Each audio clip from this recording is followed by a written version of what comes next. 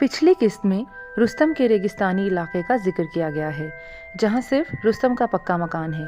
रुस्तम की फैमिली, इसकी बीवी, एक बेटा, एक बेटी हैं। बेटा शेरू घर की बैरूनी दीवार के बदलते रंग की वजह से परेशान है। इसी कमरे की खिड़की से इसने एक शख्स को नीले कागज के टुकड़े और मोतिये के फूल लेकर भागते हुए देखा है। अब आगे देखें। शेरू अपने सामने मोतिये के फूल और नीले कागज के बचे हुए टुकड़े रखकर बैठा हुआ था।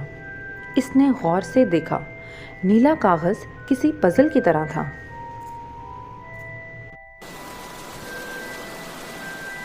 अरे, बिल्कुल यही पजल तो उस दिन एडवेंचर होम के विजिट पर दिखाया गया था। ये पजल किसी से सॉल्व नहीं हो रहा था। वो पजल सामने रखकर बैठ गया।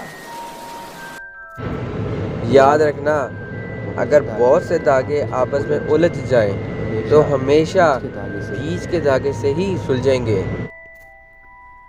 शेरू के कानों में यूं ही रुस्तम की आवाज़ गूंजी। वो गौर से पजल के वस्त में देखने लगा, फिर बोर होते हुए पजल साइड पर रख दी। अचानक हवा तेज चली तो इसने देखा, मोतिये के फूलों पर शबनम जमी थी। वो बेहद हैरान हुआ। ये आम मोतिये के फूल नहीं थे। ये वक्त और तपिश का सामना करने के बावजूद अब भी तरोताज़ा थे। इन्हें तो शायद जड़ और पानी की ज़रूरत ही न थी।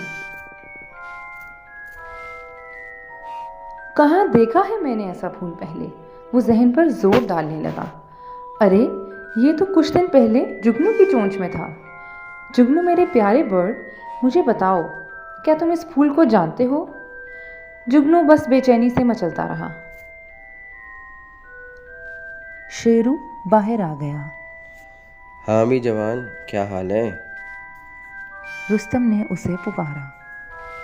बाबा, जब किसी सवाल का जवाब ना मिल रहा हो तो क्या करना चाहिए? सवाल को दोबारा गौर से पढ़ना चाहिए।